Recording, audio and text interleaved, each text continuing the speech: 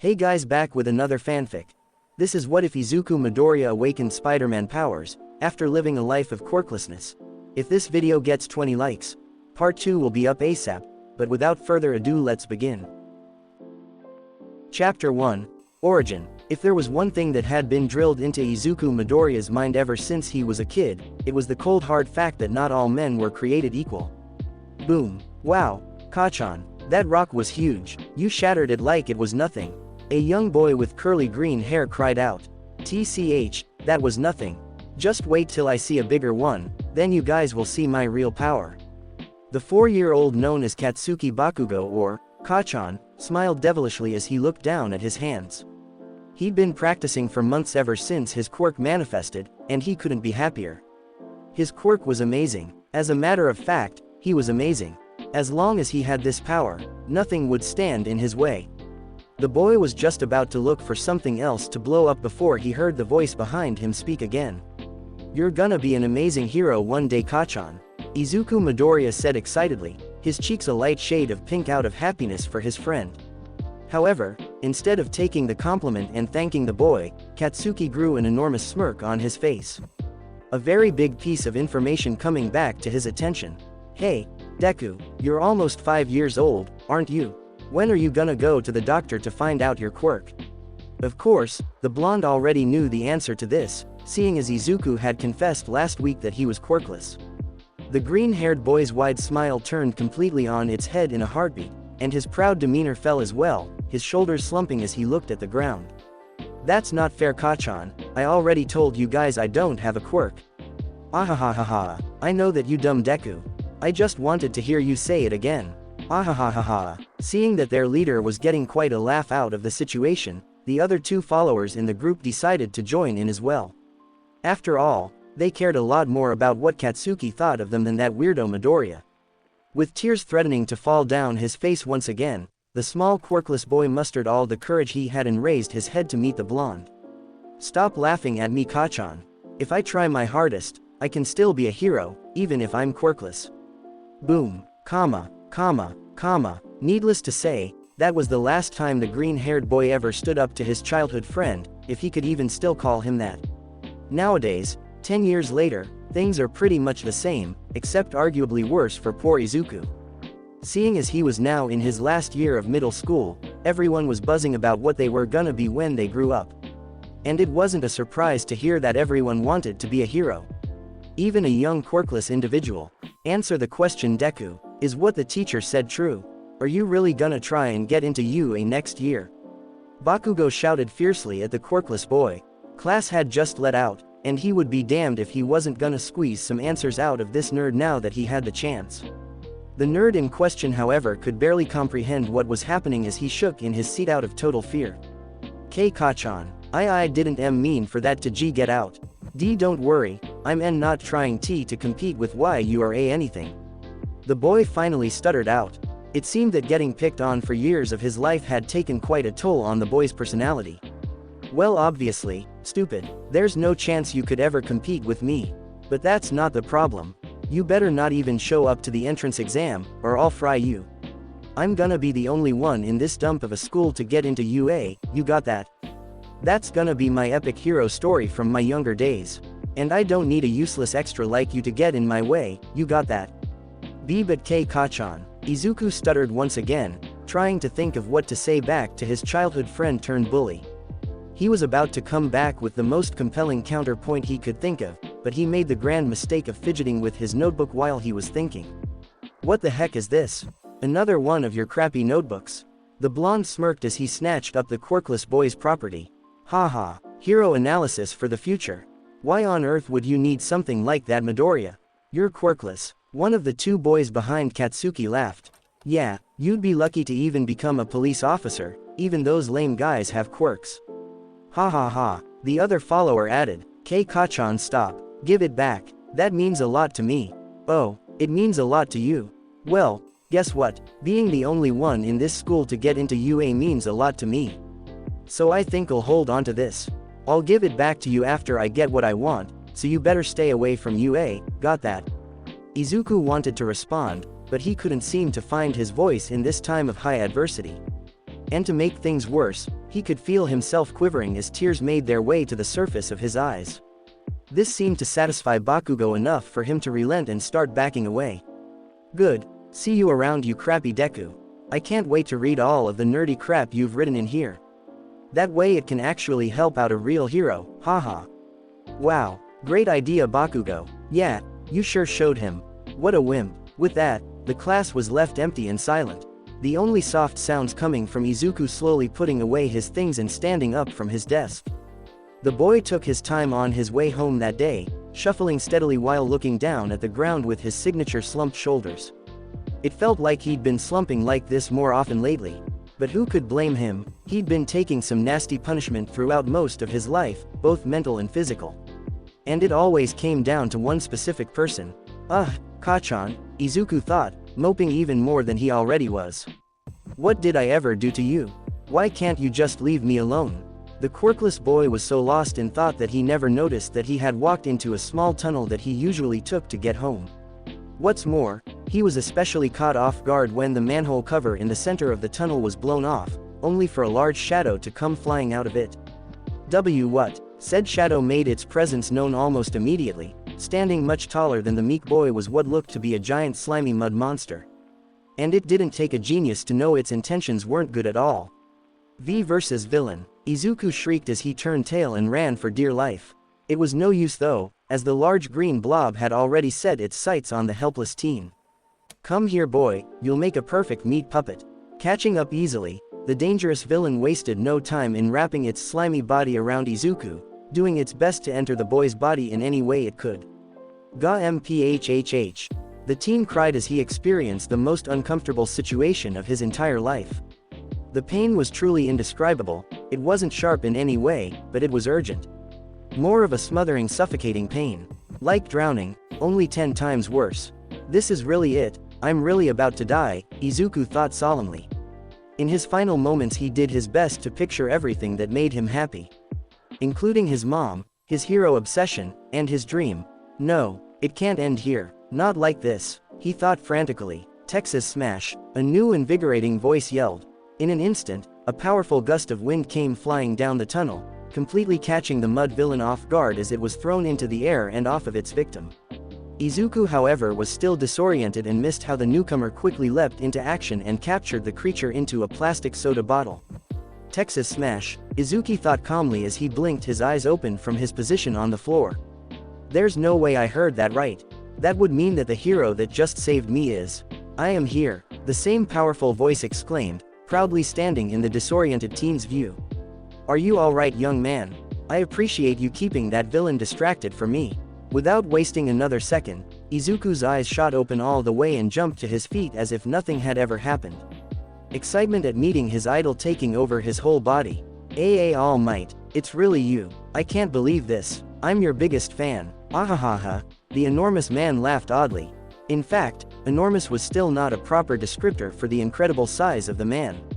His well-built form sporting a white-collared shirt and some brown khakis. I thank you young man, I get that reaction a lot. Would you by any chance have anything I could sign for you? It's the least I could do for causing you so much trouble. I wrapped it up faster than I thought. I have 5 whole minutes left, spending a few on this fan should be no problem at all. The number one hero thought as his winning smile widened even more. What? No, please don't think that All Might. You were no trouble at all. This is the best moment of my life. Izuku shouted for joy, the first part of his hero's question now coming to the front of his mind. Oh and he trailed off as he frantically searched his yellow backpack for his hero notebook. It would be legendary if he could get All Might's auto. Oh yeah, Kachan took it, the teen mumbled to himself dejectedly. Sorry, All Might, I don't really have anything you could sign. The large man never dropped his large grin, gently placing his hand on the boy's head affectionately. It's no problem, young man, perhaps some other time. Until then, stay safe, and never forget to smile. Izuku's eyes widened as he watched his hero turn around and walk away without another word. No. I can't just let him walk away. This is my big chance. The boost I've always needed. I need to ask him. All Might, wait, I need to ask you something. Normally the pro hero would have ignored the boy with some sort of excuse to leave faster, but seeing as he still had a couple minutes left, the man stopped in his tracks and craned his neck to look back at the green-haired boy. He felt somewhat bad about not being able to get his fan an autograph, so perhaps that's what urged him to stop and wait. "What is it, young man? I have places to be. I'm sorry to bother you All Might. I just need to know something."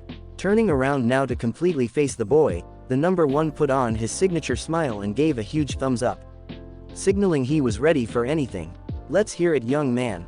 Joining his idol with a small smile, Izuku took a deep breath and began pouring his heart out. "All Might, all my life, for as long as I can remember, the only thing I ever wanted was for someone to believe in me, for someone to back me up and tell me I could accomplish my dream if I tried hard enough. I've never had anyone to reassure me, no friends, nothing.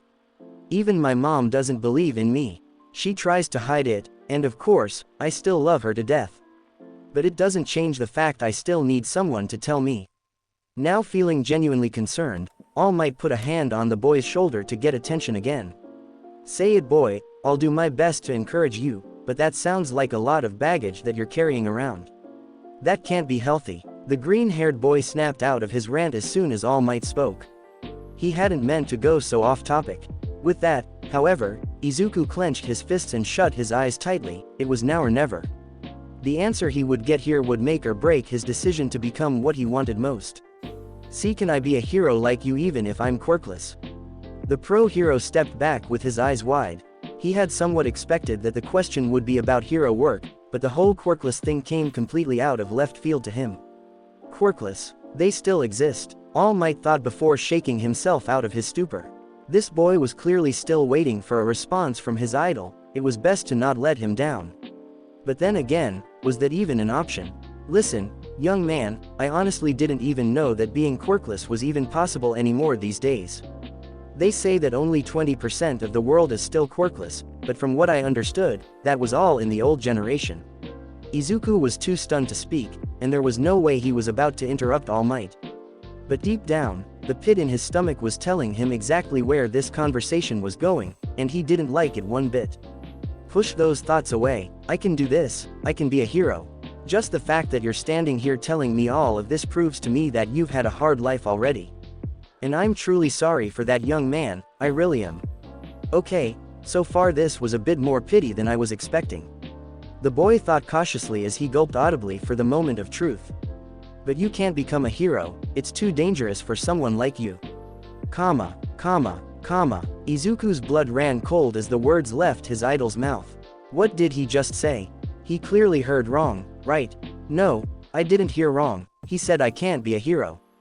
And if All Might says so, it's probably true."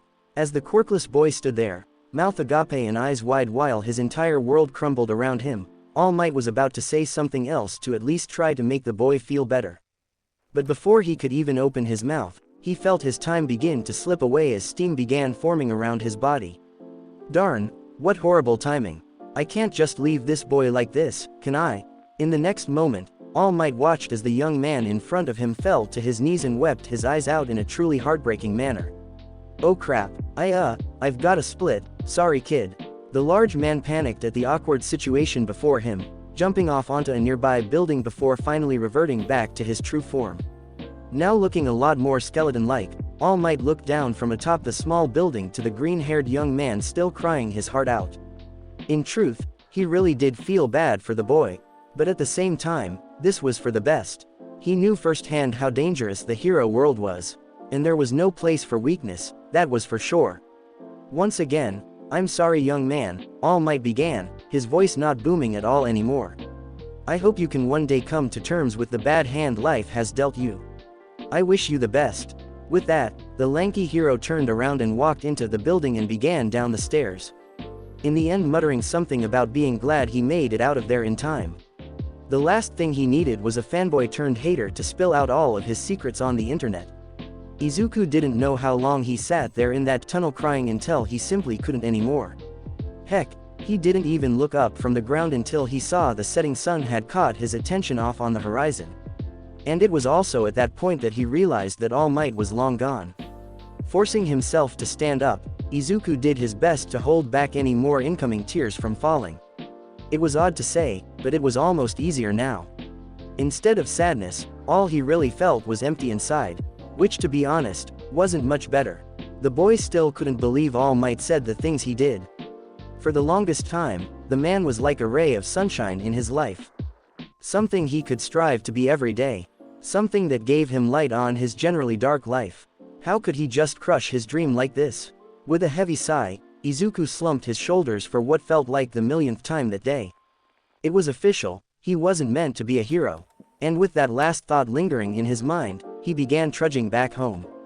It was getting late, and his mom would start to worry if he didn't get home soon. Shigaraki-san, please forgive me. Just shut up already, Kurogiri. I'm tired of your whining. What's done is done. But the specimen, sir. What will Master say? I don't deserve to be by your side any. Master isn't gonna find out about this. Got it, now get out and start looking. We can still fix this. With that, the two shady men stepped out from what seemed to be a purple shadow at the end of a dark alley. Once both men were completely out, the shadow quickly faded and became a part of one of the men's bodies. Are you sure this is where you teleported it? Why yes, Shigaraki-san, I can't apologize enough. I must learn to control this power properly. I already told you to stop that. I thought you Nomus were supposed to obey orders. I apologize once more, sir. I swear, Kurogiri, I'll kill you right now if you apologize again, cause I am not in the mood. Master just finished making you, so you're obviously not gonna have that much control. So just shut your mouth and help me find the specimen. Alright, I won't let you down, Shigaraki-san. Oh, believe me, you already have. The oddly pale man grumbled as he bent down and placed a cardboard box on the floor. Shigaraki-san, what's that? Is it something to help us track the specimen? If you must know, it's just me, playing things safe. There's no guarantee that we're gonna find this thing, so it's best if I get rid of this. I don't need Master to know I had such childish reasons behind my decision. The purple-shadowed figure decided to bite his tongue on asking any further questions to his superior.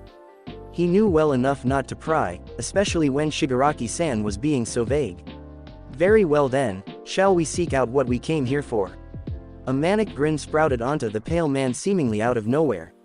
With pleasure, not in the mood, came a loud and definitely angry cry from just around the corner. The sheer volume of the voice was enough to make Izuku both flinch and wince as the sound tore through the quiet night. What was that? The meek boy asked shyly as he turned around and saw nothing. The sound must have come from one of those alleyways that he had just walked by. Despite having every reason not to go and investigate what he had just heard behind him, Izuku found his legs moving steadily on their own towards the dark alley. No, what am I doing? Today is already the worst day ever. I don't need to top it off with dark and scary places that could lead to death. Suddenly though, the boy's train of thought was shattered when he heard footsteps and two voices right on top of him. This unfortunately is where fear started to set in permanently as he froze in place. This was certainly turning into a worst-case scenario for the boy. And it only got worse when the two menacing figures turned the corner and found the quivering boy shaking in his boots. Why did the universe hate him today? The phantom man seemed almost unfazed by the boy, but the pale one almost seemed to thrive off of the fear emanating from the teenager. He, the pale man laughed creepily. Hey there kid, isn't it past your bedtime? Izuku was too scared to even cry out when the man reached out for him. All he could do was step back and fall on his butt as he scrambled back as far as he could, eventually pressing his back to the alley wall in fear. Ha. Look, Kurogiri, he looks like he's about to crap himself. Now that's what I call a hero. Ha. The man laughed sarcastically. The shadow man on the other hand did not look amused at all. After a few more seconds of the pale man's laughter, he leaned over and whispered something in his ear, making the man straighten up and gather a serious look on his face. Right, sorry Kurogiri, I just couldn't help myself. Izuku held his breath as he watched the two shady men continue to walk down the road. The two seemed to be looking for something, and judging by how they were exclusively looking at the ground, it was probably something small. But that was the last thing on the quirkless teen's mind at the moment. A lot more important things running rapidly through his mind. Who were they? Were they villains? Why were they so scary? Should I call the police? No, I can't. That would make me even more late home. And mom's gotta already be freaking out. But I should still do something right. There's gotta be a hero around here somewhere. Why is my neck so itchy? Maybe I have time to warn a hero if I her. Izuku paused as he backtracked through his insane musings. Normally his neck being itchy wouldn't be an issue, unless the itchy part was slowly moving around on said neck. Keeping surprisingly calm all things considered, Izuku slowly tilted his head up for any information he could find. And when he found what he was looking for, he breathed a sigh of relief. He almost didn't catch it, but there, right above his head hung a minuscule thread of spider web practically glowing in the moonlight. Okay, this is good, not as bad as I thought. It could have been a cockroach, now that would be reason for panic. Just relax, spiders are fragile and very easy to spook. So as long as I just stay calm, I should be just fine. The quirkless boy yelled as he slapped his neck where the spider just bit him. Dang, so much for that idea. Ouch, why did that hurt so much? Cringing as he gently plucked the dead spider from its spot stuck to his neck, Izuku brought it up to his eyes and focused on it. Hoping it wasn't some crazy venomous kind that would land him in the hospital. Looking closely at the dead arachnid, the green-haired teen could easily say one thing: he had never seen such vibrant colors on a spider before, that was for sure. Before the boy had any more time to analyze the red and blue creature, he remembered how late it was and jumped up from his seat on the floor. What am I doing? I've already wasted so much time. Mom must be worried out of her mind. The boy stammered out, not hesitating to reach into his pocket and pull out his phone. Well, if you could even call that a phone anymore. No wonder I haven't gotten any worried calls from her. It must have gotten crushed to pieces when that slime villain tried to capture me. The boy thought dejectedly as he looked down at the scrap parts that used to be his phone. Looking down at both of his palms, his broken phone remains in one hand and a dead spider in the other, Izuku could only think of one phrase that would fit this moment perfectly. This really was the worst day ever. Spider Who, Chapter 2, Changes, a My Hero Academia fanfic. Chapter 2, Changes. When Izuku finally reached his street and ran up the stairs to the apartment, two things were very apparent in his mind. One, the fact that the police weren't on the property at the moment, which considering how worrisome his mother was nothing short of a miracle. And two, was the fact that his head was absolutely pounding right now. And the rest of his body wasn't feeling too hot either. It was hard to describe, but it sort of felt like all of his organs were expanding inside of him, and it was making him feel really sick. It didn't take the boy long to reach his floor at last and knock on the door. Not surprised at all when it was answered before he even got to the third knock. "Oh Izuku," a short and somewhat round lady screeched as she tackled her son in a hug. "My baby boy is all right. Where were you? I was this close to calling the police. Do you know how worried I was? I thought you had been kidnapped, or attacked, or—" "Mom," Izuku gently interrupted, sighing as her intense mumbling made his head hurt even more. At least now he knew where he got it from, along with just how annoying it could be. "I'm okay Mom, but I don't feel so great. I'll explain everything in the morning, okay? Right now I just need sleep." "Are you sure? I could make you something. Are you hungry? Thirsty?" "I could." The green-haired woman was cut off by her son slamming into her with an enormous hug. "Izuku?" Inko asked worriedly as she returned the hug without hesitation. For the quirkless boy, things were confusing right now. And he didn't really know what his next step was.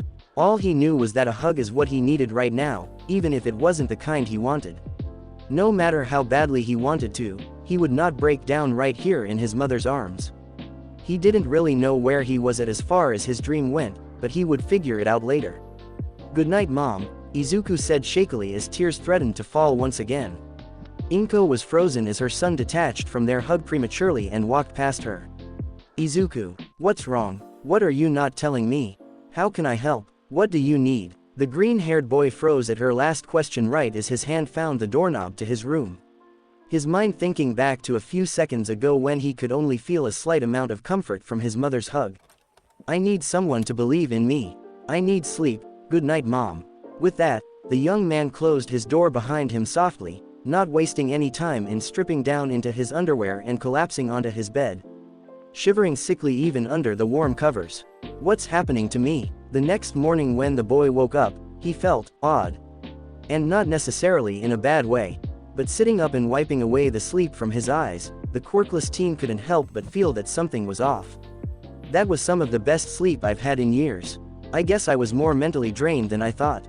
The teen mused to himself, not wanting to even remember how horrible the previous day was. After a quick yawn and a simple stretch, Izuku hopped up out of bed with some impressive spryness and stared at himself through the mirror that hung on his closet. What? The boy sputtered out as he looked at his shirtless form. He didn't sleep that well, did he? Since when does sleeping give you muscles? And as stupid as the sentiment sounded, there were indeed some curious changes that emanated from the boy's physique. To put it simply, it looked as though the green-haired teen had put on about 20 pounds of lean muscle without doing so much as a single push-up. He wasn't huge by any means, but he was exceptionally fit, and boy did it show. Seriously, what the heck happened? I look ripped. The boy took this crazy newfound muscle in stride as he flexed in front of the mirror with a small smile on his face. The boy wasn't used to good things like this happening to him, so he was gonna take his victories whenever he could, even if he had no idea how they happened. He must have gone through at least 20 poses in the short span of 5 minutes. His last one wiping the small smile off his face as he performed it out of muscle memory. "Izuku," his mom said from the other side of his bedroom door. "I hope you're awake, it's almost time for school." The teen stood there in the mirror for a couple more seconds frozen in place. His eyes began to gloss over as he held up one arm in a very familiar victory pose. With a heavy sigh, Izuku put his fist down and slumped his shoulders. He had a feeling that pose would never again bring him the same happiness it did before yesterday. "Yeah mom, I'm up, I'll be out in a bit." After changing and getting ready for school, Izuku's demeanor was still looking down. It looked like the events that transpired the day before were still fresh on his mind. Something that his mother was now very aware of after taking one look at her son. "I'm not all that hungry mom, I think I'll just head out. I don't wanna be late." Inko frowned at how sad her son looked as he walked past her to the front door. She was beyond worried for him right now. And to be totally honest, she had no idea what to say to him right now. "Izuku." Stopping right he opened the front door. The teen in question turned around, a fake smile plastered on his face. "Yeah, Mom, Izuku, I trust you, and I want to give you the space you need. But I'm also worried, so please, promise me that you'll talk to me tonight. I know something is bothering you." After a few painful seconds of trying to keep up his obviously fake smile, the quirkless boy broke and let his expression fall back into a look of despair. "Yeah, okay Mom, that sounds fair. See ya tonight." Without another word, he walked out the front door and out into the morning sun, not so ready to take on another day. And it wasn't until he was right outside of Aldera Middle School that he heard a very familiar ring, signaling that he was now late. "Perfect, just what I needed. That's what I get for moping around the whole way," the green-haired boy thought bitterly. "Well, at the very least I get to avoid running into Kachan before class starts, so I guess that's good."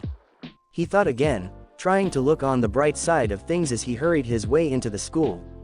Just as he had thought, Izuku was able to avoid Bakugo's regularly scheduled morning harassment by being a few minutes late to homeroom. He knew the blonde would never try anything serious during class. Sure, the teachers here already gave him lots of leeway because of his impressive quirk, but Bakugo wasn't stupid. He would never push the limits of that leeway too far in any direction. He wasn't about to risk his bright hero future just for some petty bullying. This same way of thinking, however, was nowhere to be seen in the blonde-haired teen when no teachers were around to see him. "Gee Deku, I can't thank you enough for having such perfect girl handwriting. Makes all these stupid tips so much easier to read," Bakugo said with obvious sarcasm in his voice. He and his cronies had just sat themselves down at the quirkless teen's empty lunch table just in time to have some fun with him. They had missed out on it in the morning after all, and he just couldn't resist tormenting his classmate after spending the better part of last night reading through his shitty journal. As the laughter of his two followers rang in his ears, the blonde bully only gained more confidence, raising the journal up and dangling it right in the boy's face. "So what do you say, Deku? You wanna explain to me why someone as pathetic as you needs all this information on heroes?" Izuku winced a bit when his former friend's hand reached so close to his face. Even if it was just to make fun of him and tempt him by rubbing his own journal in his face, the quirkless teen still ended up flinching quite heavily, only drawing more laughs from the three boys in front of him. "Ha ha ha ha, I'm just showing you your notebook, you nerd. Why are you flinching like a coward?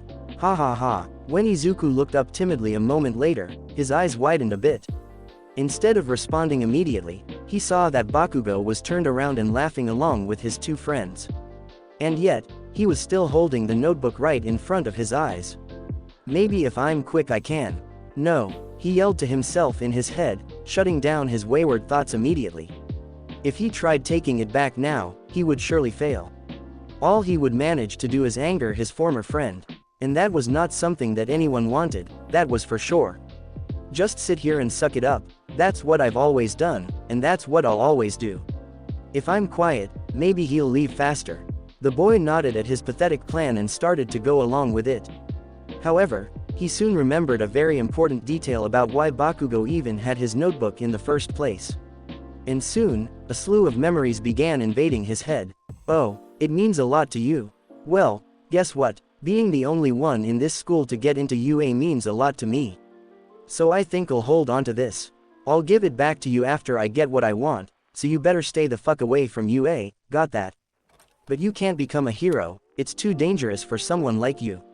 Comma, that's right, the answer's right in front of me, I can't be a hero, I know that now. So if that's that, then I can just tell him and get my journal back right.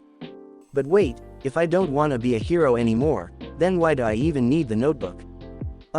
This is so confusing, what do I want? In his big swirl of emotions, Izuku lifted his head up out of his thoughts and acted completely on instinct, reaching out quickly and grabbing a small corner of his hero notebook. Bakugo instantly noticed the small tug on the piece of parchment and turned his head back with fire in his eyes and a smile on his lips. It was as if he had just gotten the correct answer to something he was waiting for. What do you think you're doing, nerd? Let go of that right now before you piss me off. Almost simultaneously when the words left his lips, Izuku's soul left his body, losing his nerve completely and releasing the pressure on his fingers and letting the notebook go. Comma, or at least he would have if his hand wasn't stuck to it like glue for some reason. You wimp, I told you to let go. You think I'm playing around right now? Bakugo yelled, now standing up getting serious, as well as grabbing the attention of the whole lunchroom. Hehe, looks like Midoriya's about to catch another beating. Poor kid, when will he learn to stop messing with Bakugo?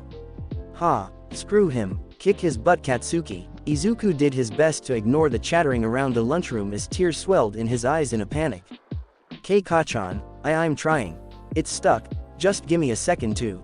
Before the quirkless teen could finish his desperate sentence, he felt a ringing in the back of his head. It felt extremely uncomfortable, like there was something in his brain trying to tell him something. With wide eyes and a sudden realization in his mind, Izuku quickly looked back up to the situation at hand to see that there was a fist coming at him. Courtesy of his blonde friend turned bully. What? Why is it so slow? He thought with surprise written all over his features. It was almost like time had slowed down for a moment around the entire lunchroom, and only he was at normal speed. Either way, Izuku was timid, not stupid. So without another moment's notice, he craned his neck out of the way slightly while still holding onto his notebook, making it so that Bakugo's fist would pass right by his cheek. And as it turned out, this was exactly what happened. Except to everyone else, it just looked like Izuku had the reflexes of a seasoned pro hero. Dozens of gasps were heard across the whole cafeteria as Bakugo missed his punch decisively. Not even he could believe what just happened. This was apparent when he took a few seconds to wipe the look of utter surprise off his face and reel his fist back to a resting position. Now absolutely steaming with anger, the blonde boy's face was no longer sporting a competitive smile. Instead, his eyes showed pure hatred and fury as he opened his mouth to speak again with gritted teeth. I'm only gonna say this one more time, you useless Deku. Let go right now, or we're really gonna have a problem. Shivering ever so slightly at the teen's words, Izuku tried once again to let go of his precious notebook, but to no avail. Even when Bakugo began tugging on it more and more, it only felt like his grip on it only tightened. Still too confused and scared to speak, Izuku began to panic as he tried and tried again to let go. Unfortunately though, to Bakugo, these frantic attempts looked more like resistance than compliance. Alright, that's it, Katsuki yelled as he quit playing around and began pulling forcefully on the hero notebook. Izuku could tell immediately that his former friend was done with the games when his face began to strain as he pulled with all his might. The only thing that was still perplexing to the green-haired boy at this point was why he wasn't being pulled out of his seat if his hand was stuck to the notebook. Is he really pulling as hard as he can? It looks like he is. But then why does it feel like nothing to me? Ah, you brain-dead nerd, let go already, Bakugo huffed, now putting a leg up on the lunch table for more leverage as he pulled even harder. All of the sudden, Izuku's heart dropped as he heard a small, yet very distinguishable ripping noise coming from his prized possession. He looked up and noticed that a small corner of his notebook had begun to tear. Begun, being the key word, because before it could get any worse, something inside the boy cried out, and out of nowhere, his hand came unstuck in a heartbeat. What the whoa? Bakugo yelled as he gained full control of the parchment back, only to go sailing back and bumping into another table with all the force he was using before to pull. This would have been the end of things had he also not bumped into another student with lunch in his hands, causing them to drop a glass of orange juice right onto the explosive boy's head. Sitting there, his head wet with orange juice, and absolutely sizzling with anger, Bakugo looked up with the eyes of a psychopath looking for his target. Only for the spot where the quirkless teen once was to be empty. No one in the cafeteria dared to laugh at the blonde-haired boy. Even when he stood up and left the lunchroom without another word, no one dared to speak for a good 5 minutes. One laugh, no matter how good, was not worth getting on Katsuki's bad side, that was for sure. Hey, Katsuki, wait up, one of his followers said, following the blonde out of the cafeteria. So what's the plan? Are you gonna find Deku and fight him? Yeah, the third friend of their group added as he caught up to them. He needs to learn his place, he can't do that kind of stuff to you and get away with it, Katsuki. Bakugo, however, never responded to the two boys. Instead, he was walking slowly while continuously looking down at the slightly torn hero notebook with a serious expression. Now that he was replaying the scenario of what just happened back in his mind, the blonde realized that Izuku had barely even said a word throughout that whole engagement. Something was up, that was for sure, and Katsuki was gonna get to the bottom of it. Deku's never shown any signs of a spine like that before. Katsuki, one of his followers began again. Did you hear me? Aren't we gonna get back at Deku? Yeah, we should totally embarrass him in front of the whole school. That way we can get our respect back. I'm sure people will start talking bad about us after today. TCH, Bakugo spat, a snarl coating his features as he turned and glared at the pair. Who gives a crap what those extras think of me? Do what you want, I couldn't care less about that useless Deku. The two boys just stood there confused as they watched the boy walk off silently. What had gotten into him? Izuku didn't know how long he ran for once he left the school. All he could think about were the events that had just transpired in the cafeteria. Crap, Kachan is totally gonna to kill me tomorrow. Before he could continue with this negative train of thought though, Izuku shook his head violently as he picked up speed in his sprint. No, stop thinking about that, I have way bigger issues right now. Like why my fingers are all sticky now. Or what that ringing in my head was.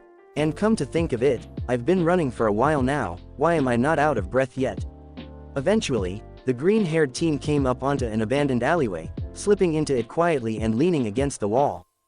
What's happening to me? What was going on? Did this have anything to do with why he looked so fit this morning? He figured that was just some fluke. He wasn't abnormally big or anything after all, and his school uniform still fit him fine. So if that wasn't from taking so many beatings and running from Kachan, then what was it? Still clueless and looking for answers, Izuku looked down at his palm glumly. Because of this stupid hand of his, he was probably about to get the beating of his life tomorrow. Why couldn't I let go? It took me almost having a heart attack about my notebook just for me to unstick myself, Izuku mumbled to himself. Squinting his eyes and getting a good look at the tips of his fingers. Are those tiny hairs? The boy practically screeched as he stared his hands down worriedly. For a moment, however, the boy stopped to think. These tiny hairs on the ends of his fingers rang a bit of a bell in his mind. I hate science. Why didn't I pay attention in biology last year? Racking his brain, the boy stood there in the alley for a few more minutes before a light bulb finally rang in his brain. Scopulae, the tiny hairs on the leg of a spider that help them grip onto things. And I think the smaller microscopic ones were called setlutes. No, setules. Yeah, they're the reason spiders can climb on walls with so much more than their body weight. Smiling at his proud little moment of intellect, Izuku took his sweet time in realizing exactly what he just said and what it meant for him. Wait, did I just say, spiders? In an instant, the memories of last light flooded into the teenager's mind. A very specific one about getting bit by an abnormally large, and oddly colored spider taking center spot among those memories. That spider, I knew it looked weird. There aren't any blue and red colored species in Japan. So, does that mean that a spider bite gave me a quirk? Izuku all of a sudden regretted tossing the dead spider in the dumpster the night before.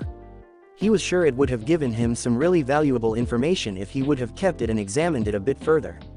Well, I could always go back to that alley and go dumpster diving. But now wasn't the time for that, now was the time for answers. With a look of new determination brewing, Izuku turned around and faced the brick wall behind him. He had ended up holding off his final decision last night on whether or not he could be a hero. But now, things were different. This wasn't a guaranteed chance just yet, but it was something. And he was sure as hell gonna test it out and see it through. Carefully, the green-haired boy reached out and pressed all 5 of his right fingers against the cold surface of the brick wall. When he budged them and they felt secure, he continued and placed his left hand slightly higher and pulled. To his surprise, as well as utter joy, Izuku effortlessly pulled himself up and stuck to the wall completely. I'm doing it, I'm actually doing it, I have a quirk, he thought happily as tears surfaced in his eyes. So overcome by emotion, the boy lifted his hand, along with one foot this time, to try and continue climbing. But much to his surprise, the second his foot touched the wall and his hands let go to move up, the boy slipped off the wall and fell right back down into the alley. What the? Izuku began in bewilderment as he looked down at his foot. Why did my foot slip? Do I not have any scapulae on my? The meek teenager cut his thought off and slapped his forehead for his own foolishness. Of course his feet wouldn't stick to anything. His shoes were probably blocking the setools from grabbing anything.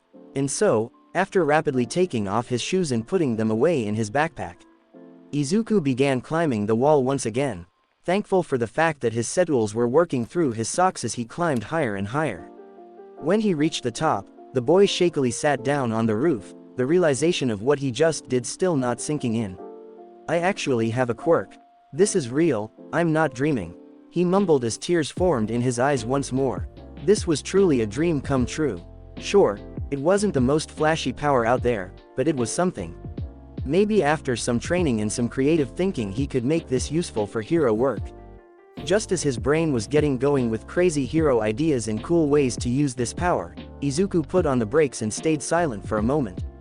Okay, hold on. Don't get ahead of yourself, Izuku. There's still more questions here than answers.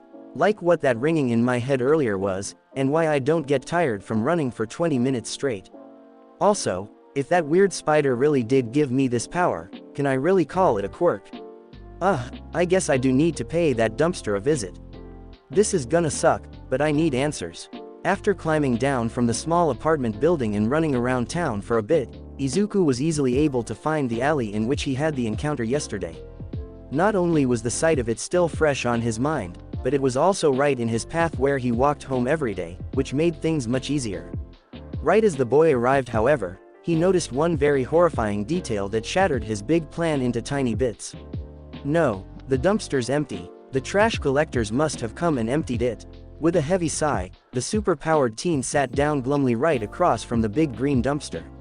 With nothing else to do, he let his eyes wander deeper into the alley. Surprisingly, it wasn't that much further. Just 5 or so meters from where he sat he could see that it led to nothing, a dead end. That's weird. If this alley doesn't lead anywhere, what were those 2 creepy guys doing here last night? Izuku thought as a chill ran down his spine from thinking of those 2 again. The boy was broken out of his musing though when his wandering eyes landed on a small cardboard box that was sitting against the wall deeper into the alley. Standing up and shuffling over to it for a closer look, Izuku examined the outside of it, even going as far as to sniff the air around it to make sure he wasn't about to see a severed head inside. When all of his tests came back clear, the green-haired boy reached for the cover before stopping as he spotted some letters written in Sharpie on the lid. When it became clear to the boy that squinting really hard would not help him read in the dark, he picked up the box and moved back to the front of the alley where the sun was shining, finally able to see 3 letters written sloppily on the lid. AFO, what does that mean? Izuku mumbled to himself before finally quenching his curiosity and taking the lid off of the box. He already knew that whatever it was, it had to be substantial. When he picked it up a few seconds ago, it had a decent weight to it. Either way, he He was about to find out.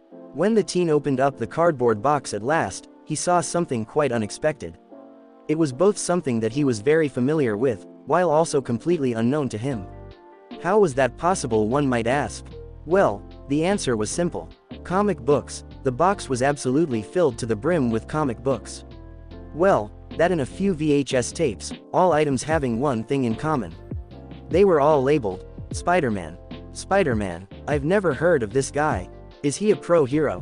What the heck are these doing here anyway? Did someone throw them out? It would make sense since they're by the dumpster, but who would throw away such a big collection? Izuku was no slouch when it came to the nerdy world of comics. He wasn't the biggest collector in the world, but he still had a decent amount of All Might ones. There were at least 20 different issues in his closet that he knew he had to have once he read them, but that was it. He wasn't some huge basement dweller or anything. This stack inside the cardboard box, however, now this was a collection. There must have been hundreds of comic books in here. Without even thinking, Izuku picked up what seemed to be the very first issue. It was labeled differently than all the other ones, and it was stacked very neatly at the very top of the pile. Amazing Fantasy number 15, Izuku read out loud with a heavy accent. It was just now dawning on him that all of these comic books were in English. This, however, did not deter the boy at all from opening up the cover and reading the first panel. Sure, his English wasn't the best, but it was very above average for a Japanese person. Being a huge fan of All Might meant learning all about his time in America.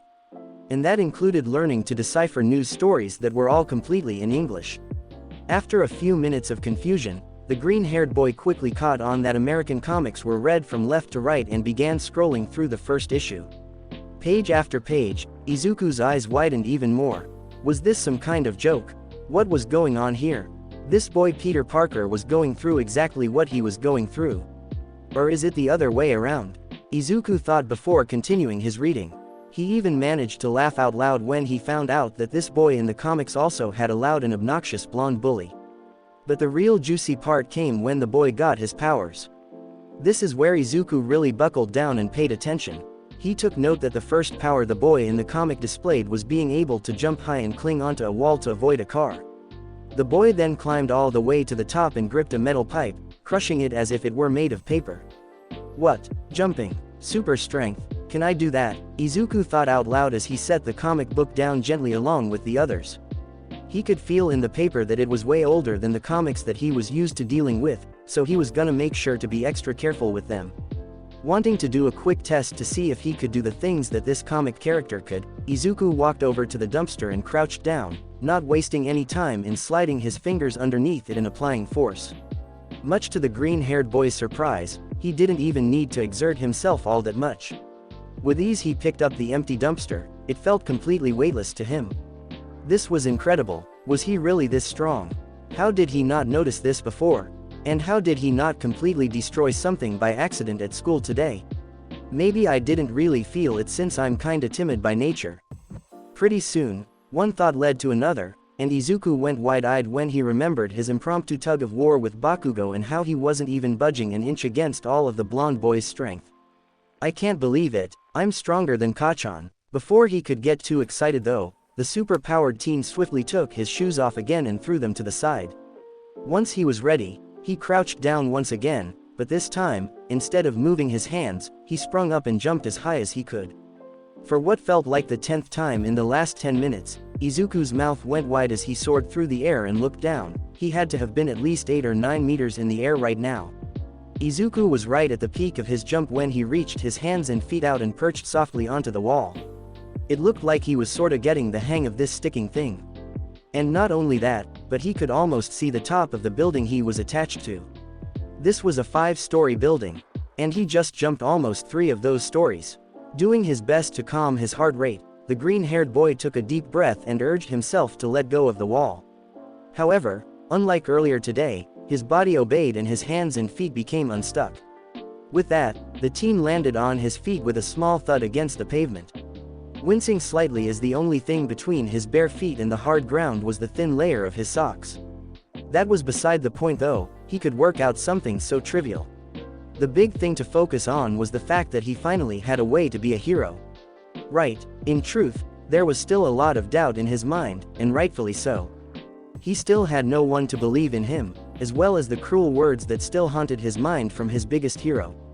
That and the fact that this power was still a huge mystery to him. The only things he could link them to were this alleyway where a weirdly colored spider bit him.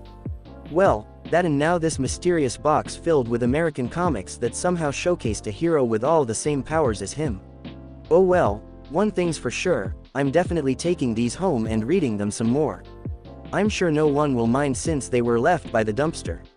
Shigaraki moped as he shuffled through the portal and sat down at the bar back at his base, his partner following suit and closing the portal. As much as he wanted to turn Kurogiri into dust right now, he held back. Losing the specimen wasn't totally his fault after all. He shouldn't have had the Shadow Man practice his powers in such a small place as this to begin with. Still though, he was really bummed that he wouldn't be getting his favorite hero's superpowers anymore. Well, calling Spider-Man a hero would be a bit of a stretch since he was a fictional character.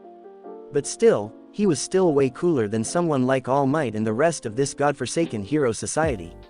In the end though, he was still very surprised that Master had even granted him the spider in the first place.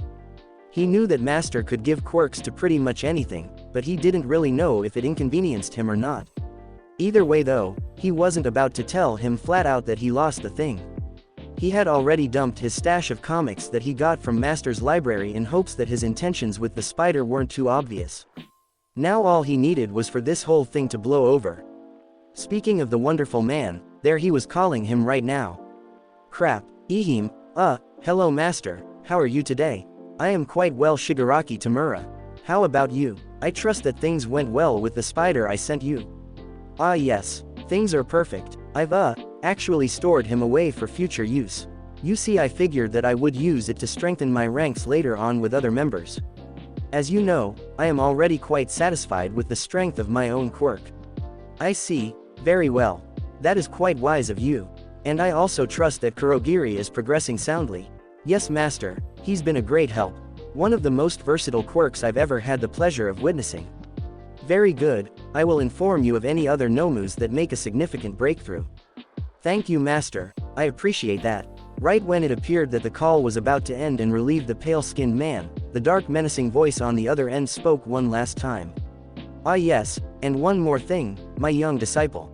Why yes Master, please take good care of that specimen I gave you. I've had the power that resides in it for quite a long time. It's from my younger days, and I'm sure that I don't need to remind you how much those meant to me. Why yes, of course, Master, will do, Shigaraki said with an audible gulp. Spider Who, Chapter 3, A Little Pick-Me-Up, a My Hero Academia fanfic. Chapter 3, A Little Pick-Me-Up. Inko Midoriya was very particular when it came to Izuku. Before these past few days, she thought she had her son read down to a T. Anytime something was wrong, she could usually get him to tell her what it was, and that was that. But lately, Izuku was all over the place. First, he comes back insanely late from school with little to no explanation whatsoever. And now, just yesterday, he came back as happy as could be. She had never seen the boy display so much happiness and energy before. It was honestly alarming, that and the fact that she had gotten a call from the school last night that her son had missed the entire second half of the day. Now it was early the next morning, and Izuku still looked quite energetic as he wolfed down his breakfast in only a couple minutes. She watched cautiously as her son got up and wiped his mouth, a satisfied smile gracing his lips. Bye Mom, I don't wanna be late again. Of course dear, make sure you finish school today, she said back as she watched his form disappear out the door. What is going on with him? I thought only teenage girls were supposed to be this confusing. Izuku walked to school with a little extra pep in his step today. He might not have been exactly overflowing with confidence now, but he still had a quirk, right? Well, maybe not. After spending the better part of last night reading as many issues of The Amazing Spider-Man as he could, he figured out a couple more things about his powers in general. One thing was that they were probably just that, powers. It didn't make sense for him to have multiple quirks at the same time in the exact same way that Peter did. Even if he was just a fictional character, it just wasn't probable. This made the most sense to him for two big reasons. One was the glaring fact that quirks obviously couldn't be transferred from person to person. He learned that the spider that bit Peter Parker altered his DNA in order to give him spider-like traits. And as crazy as that sounded, it was still more believable than giving a quirkless person a completely new quirk gene. Given what he knew about quirks, which to be fair, was a lot. That shouldn't be possible. The second reason behind his theory was what he had just thought earlier: Spider-Man wasn't real. When the hero's name wasn't ringing any bells, the boy did an online search and came up with nothing. And considering that there was no hero society in the comics he was reading, it meant that it had to just be American fiction. Either way, after school later, he was gonna stop by his local comic shop and ask one of the employees who worked there. Maybe they knew something that he didn't. He even brought an issue with him to show them in his backpack. If his memory served him correctly, it was issue number 13. But that was beside the point. On top of the non-quirk status of his powers, Izuku cleared up one other big thing that had been bothering him. In issue number 2, he learned that the ringing in his head was called a spider sense, and it was incredibly useful. It essentially warned him ahead of time whenever something was about to harm or affect him in any negative way. To him, that was easily one of his coolest powers considering it had saved his bacon the day before, but super strength was definitely a close second. Another useful tip the boy picked up from the comics was that he could apparently heal his body much faster than a normal human could. Which he already knew was gonna come in handy. One of these days I really need to go somewhere deserted and test out my powers at their full potential. Who knows, maybe I can lift up an entire semi-truck. And maybe my healing factor works on more than just wounds, maybe I'm immune to diseases too.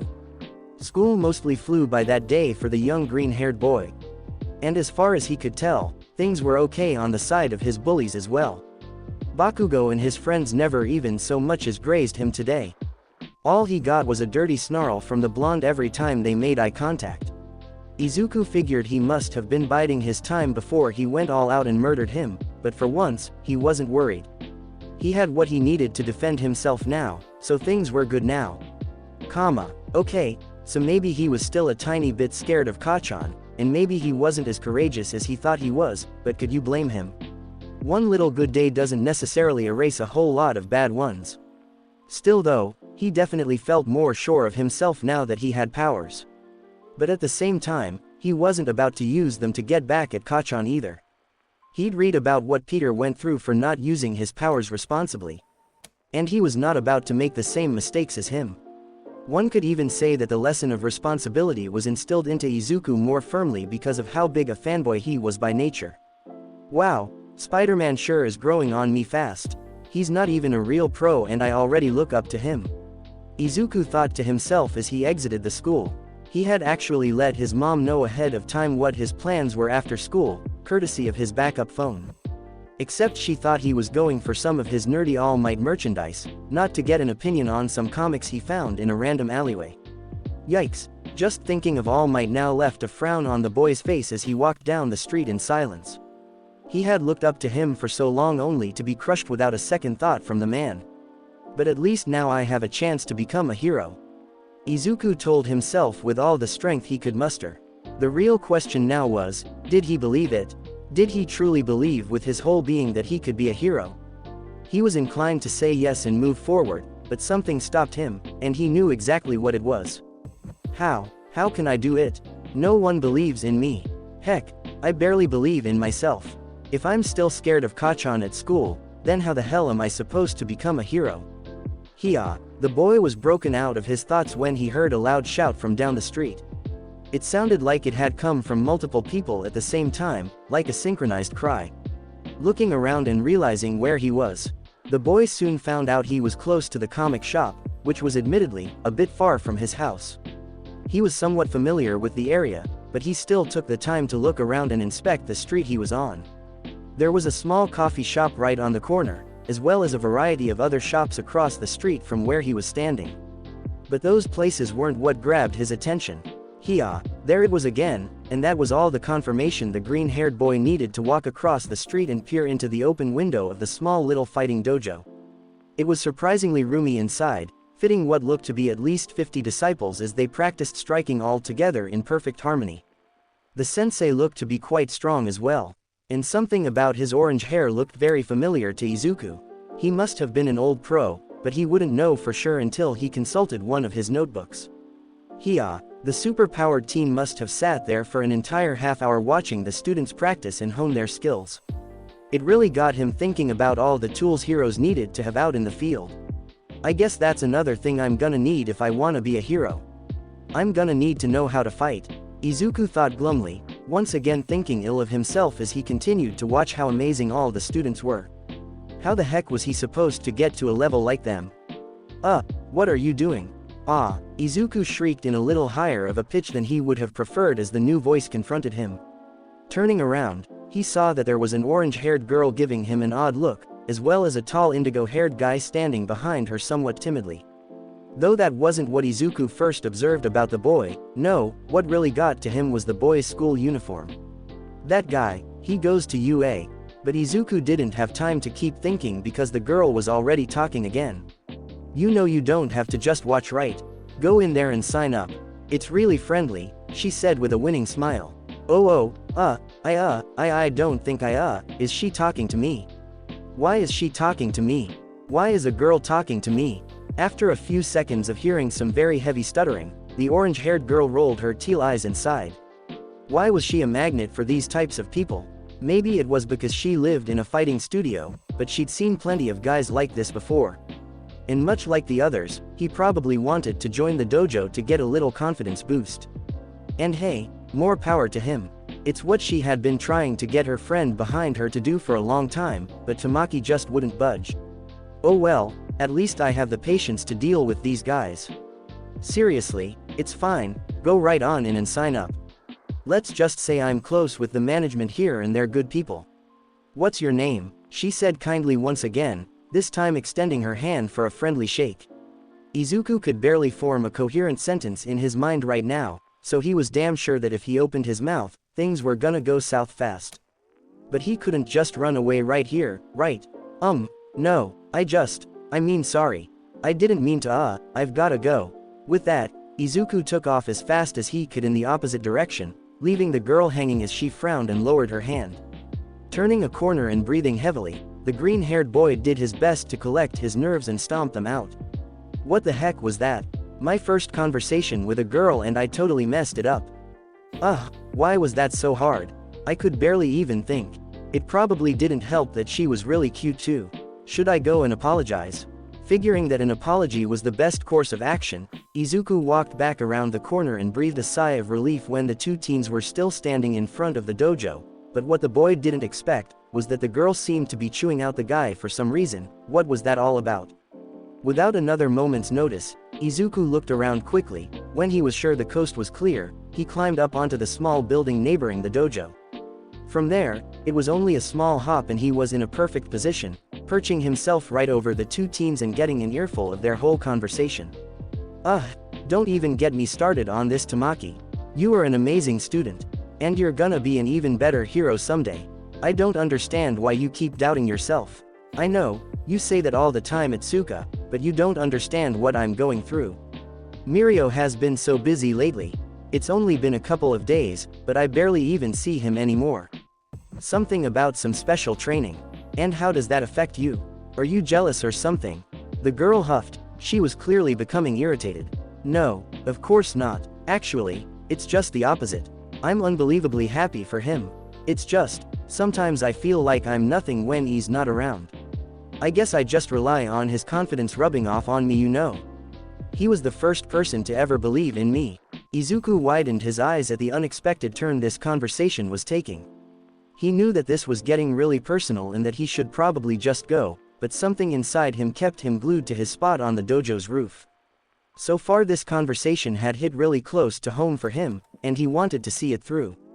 Who knows, maybe he could find a way to help this obviously timid-natured UA student. Oh my goodness, is that really it? Don't say that, Tamaki. How many times do I have to tell you that you're amazing on your own until you believe me? When the girl got no response, she simply sighed, rubbed her temples and hunkered down. Alright, I'm tired of seeing you like this, Tamaki. Time for you to cowboy up and be your own best friend. You're not always gonna have someone that's there to believe in you. It sucks, but that's just life. It happens to everyone, so you know what you do. You get up, you don't take crap from anyone, and you believe in yourself. Who cares what someone else thinks? As long as you believe in yourself, then you'll never be alone. Yes, Tagata-san is your friend, but you shouldn't let him affect you this extremely. At the end of the day, you're the one that has to fight your own battles, not him, so believe in yourself, man. I'll try, thank you Atsuka, you're a good friend. The boy said shakily. A small hint of a smile appeared on the girl's lips before she turned around and began walking into the dojo. Don't mention it, Tamaki, I meant every word. Now if you'll excuse me, I'm already late for training. Talk to you later. Once the orange-haired girl disappeared behind the doors of the dojo, the boy dropped his confident smile in favor of slumped shoulders in a look of despair. Aw man, is that really what I look like all the time? Izuku thought with a frown. If anything, he felt pity for the boy. He was going through something very similar himself. But one big difference that was just now sinking into Izuku was the conversation he just heard. While the UA student sort of just brushed it off as if it were just blind encouragement, Izuku began letting the words sink deep into his mind. Thinking about them more and more with every passing second. As long as you believe in yourself, then you'll never be alone. Izuku didn't know how many times he kept repeating that phrase in his head. All he knew was that each time he thought about it hit harder than the last, never failing to bring goosebumps to the surface of his skin. How could I have been so blind? Izuku mumbled as he took the backpack off of his shoulders and opened it up. Before long, the green-haired teen pulled out his copy of The Amazing Spider-Man number 13. This whole time, the answer was right in front of me. Who cares what someone else thinks? I've had these powers for almost 2 days now, why did I hesitate? He mumbled once more, gripping the comic book in his hand tightly as tears surfaced in his eyes. I can do it, I can be a hero. Izuku cried out to the sky, finally letting his emotions bubble over and tears slip down his cheeks. Later that night, Izuku arrived home, a never-ending smile gracing his lips as he entered his house and greeted his mom. He was thankful that it was a Friday so that he could stay up late planning his next move. He had stopped by the comic book shop and showed the owner his Spider-Man comic, and just as he expected, the very nerdy man had never heard of the arachnid-themed hero before. Even after phoning a fellow comic lover from America, the store owner still came up with nothing. This along with his unexpected pep talk from the red-headed girl from earlier had convinced him of the next step he needed to take to becoming a hero. Now all he needed was a weekend to start planning things out and he would be set. I really need to find a chance to go back and thank her. Thanks for having the food ready, Mom, but I've got a lot of homework, so I'm gonna take this to my room. Oh, well, I guess that's okay, Izuku, the frail-looking woman said softly. Staying silent for a moment before speaking up. I'm glad you're feeling better, Izuku. You look more sure of yourself somehow. Did you decide on a new career choice yet? I saw the forms you brought home the other day about high schools, and I think it's really brave that you were able to cross out UA like that. Izuku froze in his tracks on his trek back to his room, stiffening up almost immediately as he felt his shoulders begin to slump. Who cares what someone else thinks? Widening his eyes in realization, the green-haired boy stopped his shoulders and reversed their movement, pushing them back and standing prouder than he ever had before in his life. With fire in his eyes and conviction in his heart, Izuku turned back to his mother, a determined smile displayed profoundly on his lips. Nope, that was a mistake, Mom. I'm definitely gonna get into UA next year. Just you wait. Without another word, the boy turned back around and walked right into his room and closed the door behind him softly, leaving his mother completely speechless. Izuku, I've never seen you like this before. What's going on with you? Conviction. He finally had the conviction to step up and do what he wanted to do with his life. That, as well as the means to get there. Now all he had to do was apply himself and make it all come true. Thank you, random redhead girl. I'll never forget what you did for me today. You may not even know what you did, but that's okay, I swear I'll make it up to you one day. But for now, I'm really gonna do it. I'm gonna be the greatest pro hero ever, Spider-Man. Spider-Who, Chapter 4, Into the Swing of Things, a My Hero Academia fanfic. Chapter 4, Into the Swing of Things. Now that Izuku was all in on becoming Spider-Man, he needed to buckle down and prepare himself from multiple different angles. Normally he would have been weary of completely ripping off something as important as an entire hero identity, even if it was fiction. But considering that not even the biggest nerd he knew recognized his new red and blue friend, he would let it slide for now. I really hope no one ends up recognizing me, I wouldn't want to get sued or something. However, soon the super-powered teen shook himself out of the silly thought as he found the page he was looking for. It was currently very early Saturday morning, the day after he made his awe-inspiring decision that he could in fact become a hero. And right now specifically, he was standing on the ceiling in his room rereading Amazing Fantasy number 15. There it is, found it. He mumbled, biting his thumb gently as he read the panels over multiple times. The specific page he was on showed Peter Parker constructing some kind of support item for his wrists, his so-called web shooters. Izuku grunted, allowing his bare feet to unstick from the ceiling and landing on his floor softly. He had already read through the page a couple times, and nowhere in any of the panels were any parts or ingredients mentioned. Oh well, I figured the comic books wouldn't have all the answers. I guess I'm gonna have to use my brain for this part. While it was true that Izuku was no slouch when it came to his intellect and grades, placing second in his middle school class right behind Bakugo, he knew that it wouldn't be sufficient for the kind of things he was planning. Speaking modestly, his grades were completely unmatched in English, Japanese and history.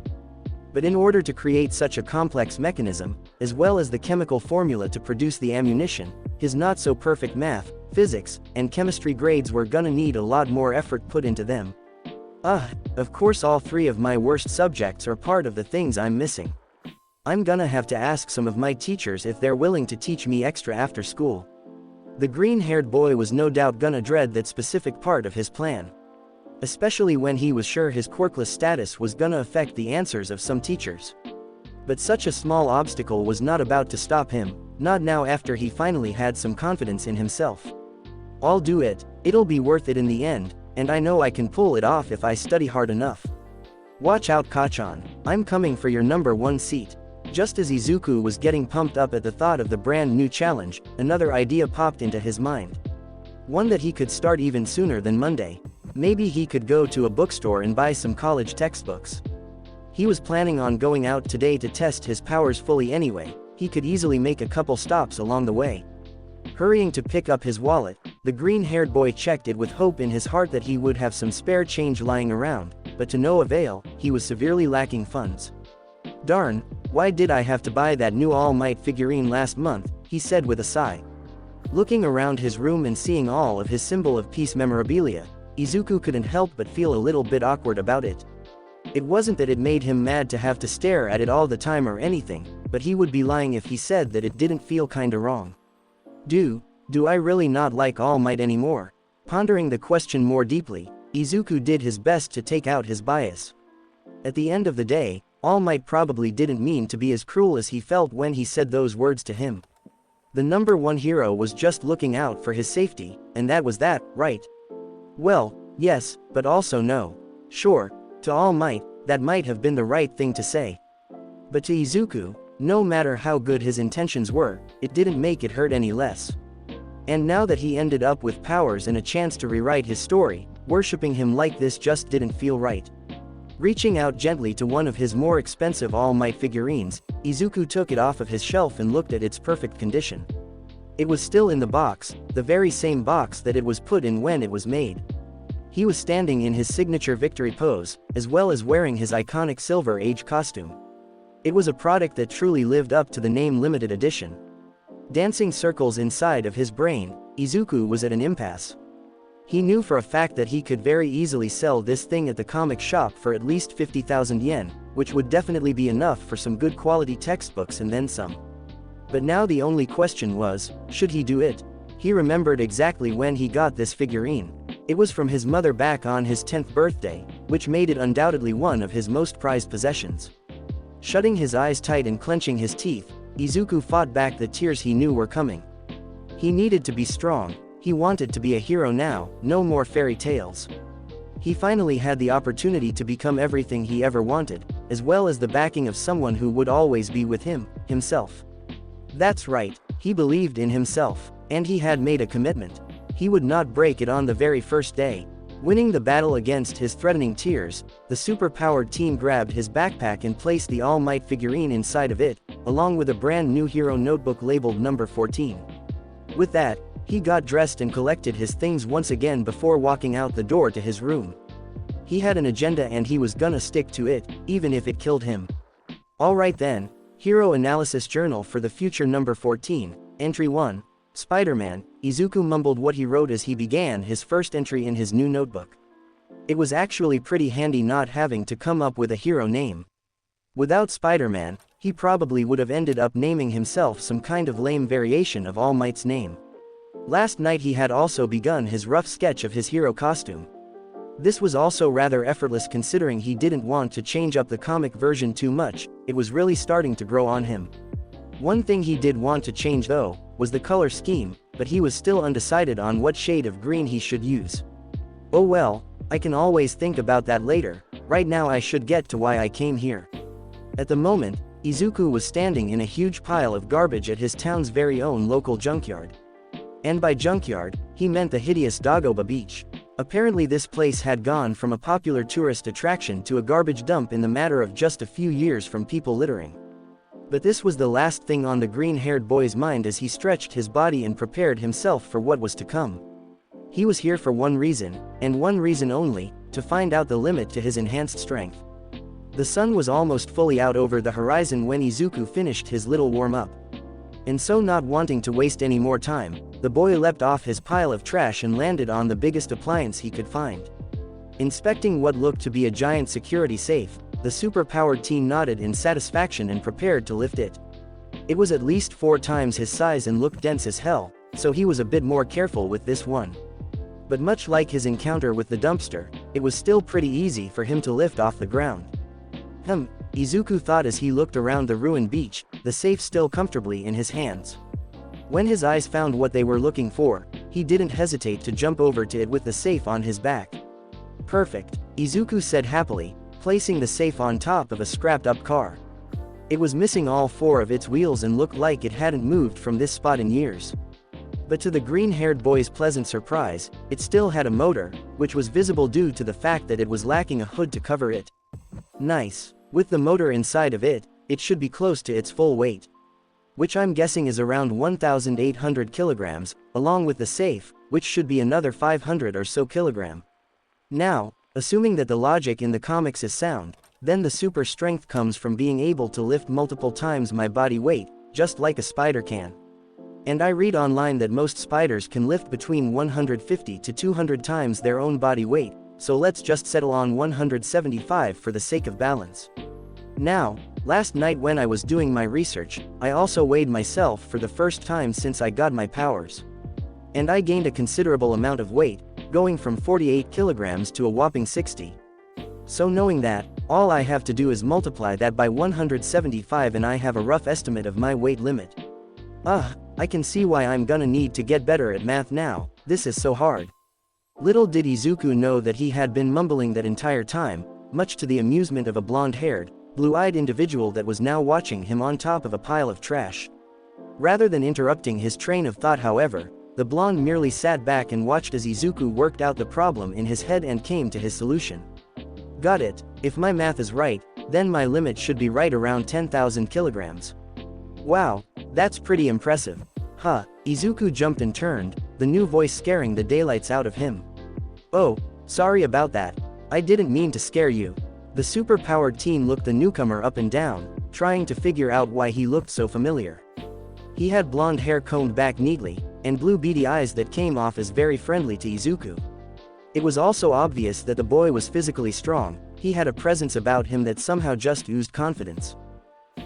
No, it's fine, I just didn't expect anyone to be out here this early, Izuku started. I guess, I just space out sometimes when I'm deep in thought. Haha, I understand what you mean, and I honestly didn't expect to see anyone out here either.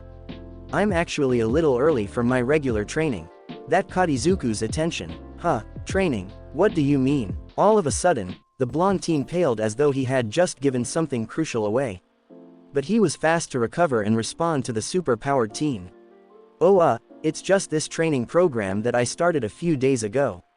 Which reminds me, my personal trainer is gonna be here soon, and he's pretty strict about not wasting time, so if it's not too much trouble, do you think you could wrap up what you're doing? I really don't wanna disappoint him. The green-haired teen listened on with curiosity, pausing for a moment at the odd request that he was given. He knew that he didn't have to comply with it if he didn't want to, this was a public beach after all. But this boy had come off pleasant enough as far as he could tell, so he didn't mind humoring him. Oh, sure, I don't mind. But do you think you could give a couple minutes? I really wanted to experiment with something at least once so I could get some data to work with.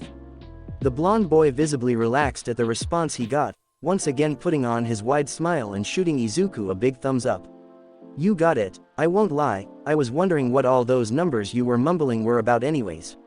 So let's see it, is there any way I could help? Smiling at how kind the boy was, Izuku shook his head gently. Hey, yeah, sorry again about my mumbling. And no, I think I've got it all worked out now. I was calculating a ballpark estimate for my Q quirk strength limit, and if all the math is right, then it should be about 10,000 kilos.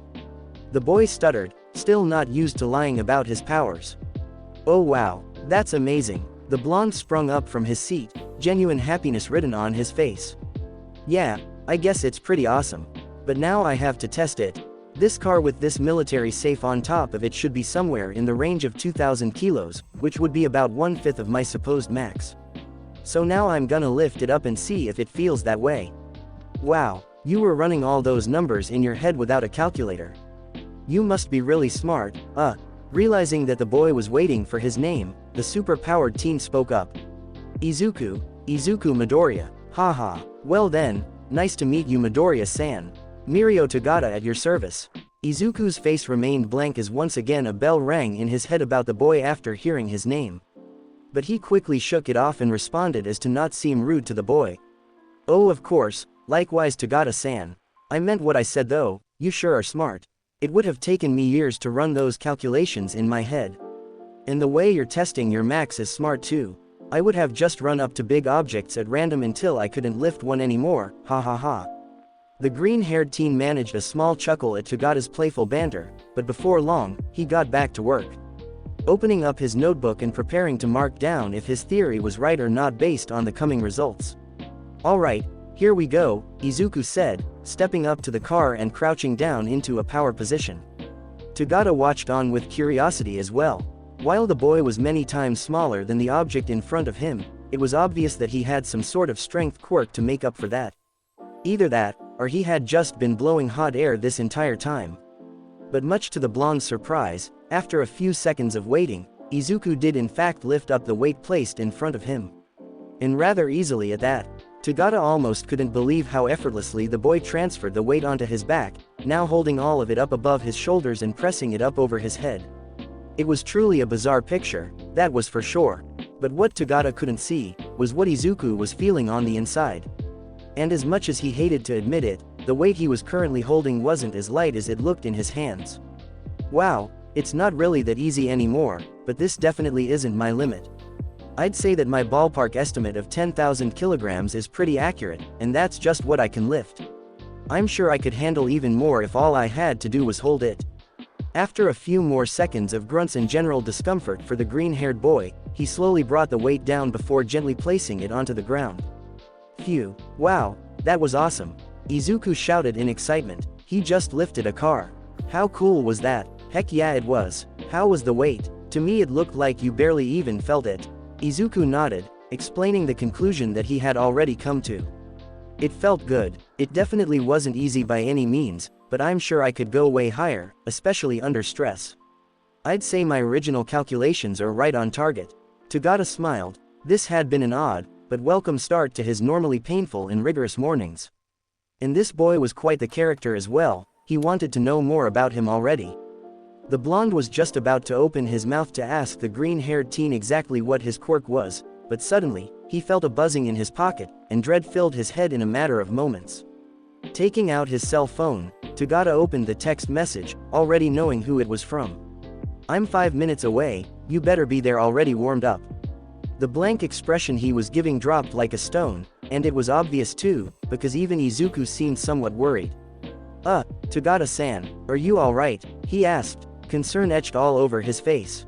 Oh yeah, I'm great, but that was my trainer. He said he's on his way, and I need to be ready when he gets here. I'm sorry for doing this to you. I didn't want to impede your training or anything. Oh, don't worry about it, I got what I came here for, Izuku stated, happily picking up his notebook and collecting his backpack. I can record the data once I'm out of your hair.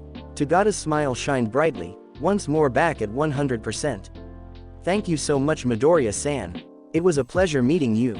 I hope we get to cross paths again someday. Izuku matched the boy's smile wholeheartedly, nodding in agreement. Same to you Tagada-san, and thanks for being so cool about letting me use my quirk too. I know some people are nitpicky about the law and stuff like that. Haha, of course, believe me, I find myself using mine when I can too. If not for the time constraint that he was under, Izuku would have asked the boy what his quirk was in a heartbeat. But now was obviously not the time for that, he needed to show this boy the same kindness he had been shown. So for now, it was time to go. Hooking his backpack around his shoulders and holding onto his notebook tightly, Izuku bent his knees and sprung up off the sand, easily clearing the beach and clinging onto the side of a building. Once he was secure, he began climbing up steadily, disappearing at the top once he reached it. Wow, what a cool guy, I really hope I run into him again. That sure is a versatile quirk. Izuku couldn't seem to stop smiling as he jumped from rooftop to rooftop on his way to the comic book shop. Not only did he just have a successful social interaction, but he also just lifted up a freaking car. Oh yeah, I should write down what I learned. I can't believe my limit is 10,000 kilos. That's insane, the superpowered teen thought proudly as he stopped on a rooftop and opened his notebook. He doubted he would ever forget such crucial information as this, but it was still a good idea to have everything documented. While the green-haired boy wrote down his newfound information, his mind wandered to the other thing that he was excited about for some reason. To most people, having a normal and fluid social interaction was just as easy as breathing. To him it obviously wasn't, but that still didn't make it worth celebrating over, right? Finishing up his writing, Izuku closed his new notebook and put it down, instead bringing his focus onto his open palm. The more he thought about it, the more it confused him. He was absolutely sure that if he had met Tagada-san just a few days ago, he would have been a stuttering mess. So what was the difference now? He felt like he was in control of himself completely that whole conversation.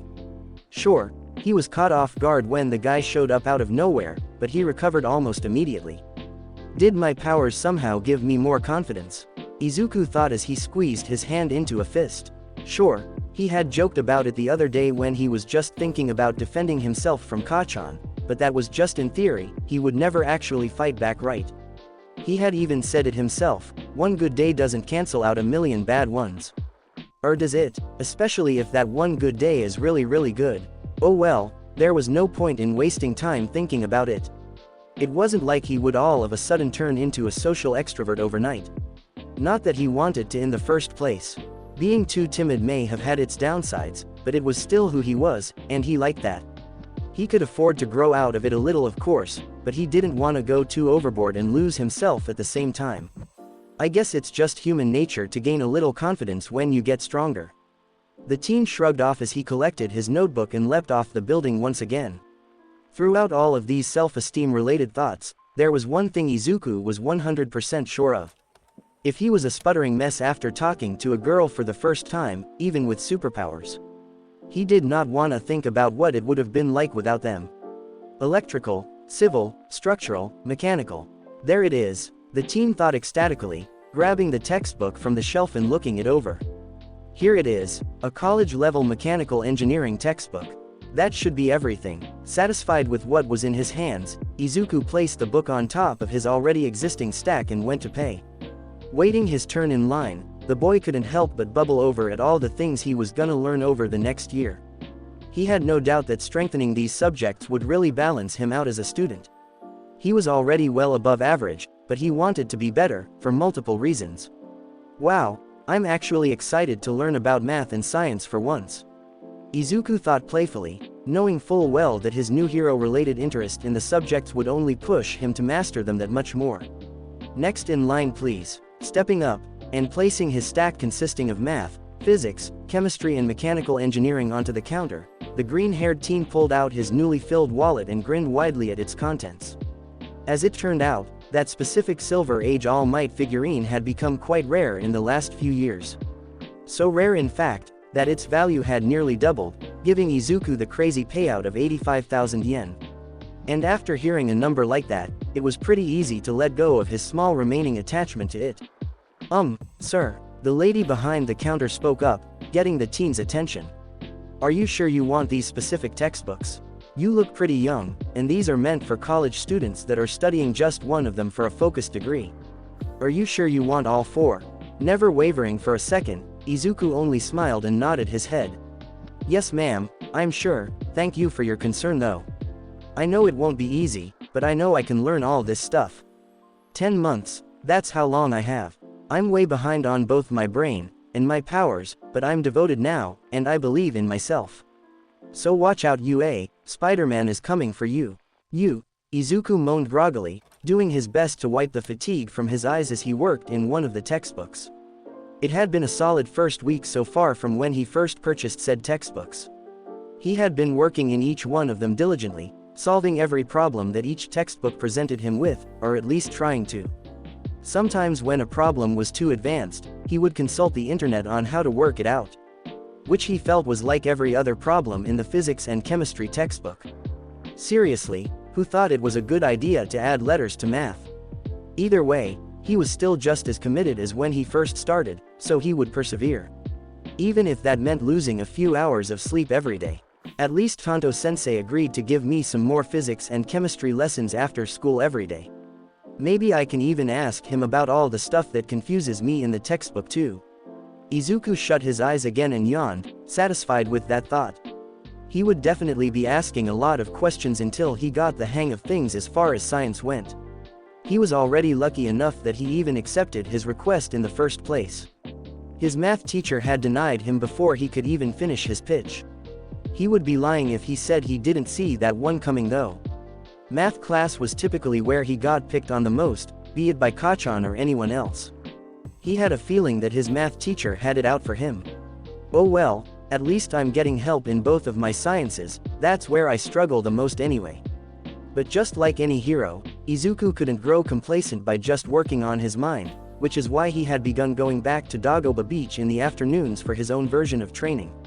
He made sure that he wasn't interrupting Tagata-san's training by checking one morning. And just as he expected, the boy was there.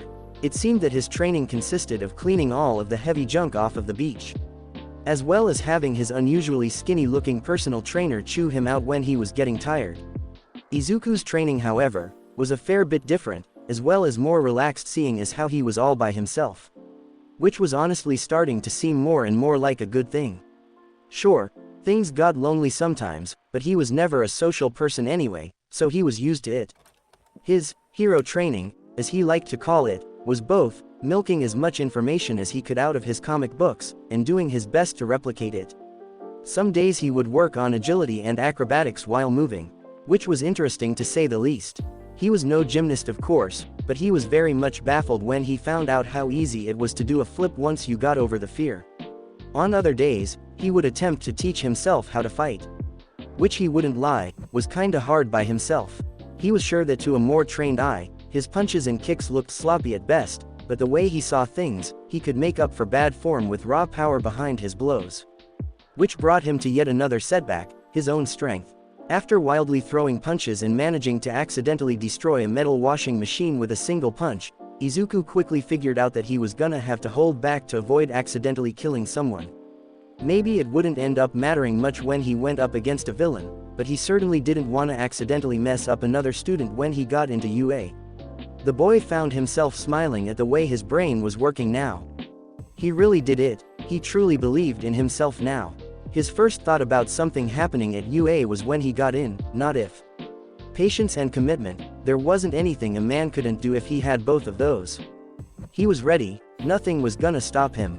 Aw man, I still need to find time to go give that girl a visit, don't I? He complained softly, already putting that event off and throwing it to the back of his mind. Pretty soon, the days started to bleed together for Izuku as he fell into a new schedule. Every day was essentially the same, but he didn't care. He knew with every passing day that he was getting closer and closer to his dream. 6 a.m. Wake up. 6 a.m. to 7 a.m. Read comics. 7 a.m. to 3 p.m. School. 3 p.m. to 5 p.m. Science tutoring with Tanto sensei. 5 p.m. to 8 p.m. Spider training at Dagoba Beach. 8 p.m. to 12 a.m., textbook work. Day in and day out Izuku pushed himself as hard as he could, doing everything he could to both increase his brain power and get caught up on getting used to his quirk. And after only a couple of months into his grind, both of those goals were seeing major improvements. On the physical side, the green-haired boy was starting to feel a lot more comfortable in his own skin, so to say. He now had almost complete control over his setools, priding himself on how fast he could crawl in any direction now. He had even begun working on steadying himself on a wall with just his feet in hopes of being able to run up vertical surfaces too, but he still had ways to go until he had that much control. On the side of his studies, he really felt like he was making significant progress every day. It was like everything he learned was tying into his hero training. He couldn't count how many times he'd found himself getting all excited just for making a quick and correct inference when solving a problem just like Peter would. It sure was a great motivator. On top of that, his tutoring at school couldn't have been going better. Not only was Tanto-sensei nice enough to help him with the parts of his textbooks that confused him, but he was also just plain nice in general. Wait, hold on, so the weight placed on a pendulum bob has no effect on swing speed? Izuku asked, scratching his head in confusion as he waited for to answer. Correct, speed and acceleration are not dependent on weight when it comes to something swinging. However, it does heavily affect momentum, so don't forget to factor that into your calculation. Momentum, that's what it was. Thank you, Tanto-sensei, the boy exclaimed ecstatically as he scribbled something down. The older man couldn't help but smile warmly at the boy. In a way, he reminded him of himself when he was younger. Haha, of course Midoriya-san, but I do believe that will be it for today. Time sure does manage to get away from us, doesn't it? Izuku abruptly stopped his note-taking to glance up at the clock, a small trace of a frown displaying on his lips. What? I could have sworn that we just got here. Haha, that's what happens when you're passionate about learning, Midoriya-san. I'm so glad you took initiative and decided to try and push for a perfect grade in my class. You really are a natural sponge, my boy, soaking up everything I throw at you. Smiling at the praise from the older man, Izuku rubbed his fingers together nervously. In all honesty, he had been waiting for an opportunity to speak with the man and show him some basic schematics for some web shooters that he had drawn up. The man had already gone above and beyond as far as physics and chemistry tutoring went. He sometimes even went as far as to explain how to read blueprints when he mentioned he was studying mechanical engineering. Tanto-sensei, do you mind if I show you something? It's kinda personal, but I thought you might have some helpful advice. The gray-haired man adjusted his glasses and looked at his student oddly. Oh, well, I wouldn't say that I give the best personal advice, Midoriya-san, I'm more of a facts and logic kind of guy. I'm not too good with feelings and emotions. That's perfect, Izuku exclaimed, flipping to a specific page in his hero notebook and walking up to the teacher's desk. Sorry, I guess I didn't really mean it's personal, it's just hero-related. I've been working on this support item for a while now. I used what you taught me about blueprints and made a pretty good plan for a prototype. Do you think you could take a look at it for me? Oh, good, if that's all it is, then of course, Midoriya-san said politely, taking the notebook and looking the open page over. After just a few seconds of examining the impromptu drawing, the older man widened his eyes at the design. Not only was it thoroughly detailed, but it also seemed practical and doable in a way. Although it certainly wouldn't be easy, that much was for sure. Oh wow, so, what do you think? Looking back up at his student with still wide eyes, gave the boy his feedback. What do I think? Midoriya-san, this is incredible. How did you come up with this? Oh, just some ideas I've had, gotta think outside the box. Hey, a web shooter. It's certainly weird, I'll tell you that much, but also very creative. You've got something big here, Midoriya-san. If you ever need any help at all or have any questions when you get to manufacturing them, please let me know and I'll help out however I can. Really? Wow, thank you so much, Tanto-sensei. That would be incredible. Haha, it's no problem, son. Just keep studying hard and I'll help you out with anything you need. This is perfect. With Tanto-sensei's advice and help, I could probably start working on a prototype somewhat soon. He's right though, I can't slack off just because I caught a break. I've gotta keep studying hard and keep learning all I can. The more the boy developed his mind, the easier certain answers were coming to him. And by the time a couple more months rolled around, he had begun to do some tinkering in his room. I think I got it. Finally, with very tired, yet very happy eyes, the super-powered teen placed a bracelet-like object onto his wrist and clicked it into place, letting it settle in as his excitement boiled over. This is so awesome, I finally finished the prototype. Now I just need to make the ammo. Without wasting another second, Izuku pressed his middle and ring finger into his palm, aiming the device on his wrist at a spot in his room where he had set up some empty soda cans. The cartridge that was currently loaded into the prototype web shooter was filled to the brim with water as a substitute since he was still working out the formula for his fluid, but it would do for now. Click. Huh, Izuku questioned, looking down at the device and pressing the mechanism again with a little bit more force. Crack. In the blink of an eye, the boy watched as a month of work went down the drain as water exploded from the cartridge and the main firing mechanism fell apart. No, he yelled, taking the device off and inspecting it more closely. No, the spinneret nozzle jammed up. I must not have made it wide enough. I was so focused on making it vacuum sealed that I completely forgot about fixing the custom adjuster. Izuku groaned in frustration as he tossed the prototype gently back onto his workbench. Great, there goes another 30,000 yen thrown in the dumpster. Looks like it's back to the drawing board. I better let Tonto-sensei know that the first test was a failure. The boy thought to himself, glancing around the room and trying to locate what he would sell next. Man, now that I look at it, this place has lost a lot of color. For better or worse, this was a fact that really couldn't be avoided anymore. Gone was the red, white and blue themed room that this place was just 4 months ago. Now it looked more like a workshop with a few all-might knick-knacks here and there. But hey, whatever paid the bills, right? Experimenting was expensive. Next in line please. Right. The cashier looked curiously at the young man as he placed his peculiar items onto the counter. This was certainly interesting to say the least. And it only became even more so when the boy wouldn't look him in the eyes. Look kid, don't take this the wrong way, but why on earth would someone your age need liquid cement? Salicylic acid, methanol, these are some serious chemicals you've got here. Are you making drugs? What? No, of course not.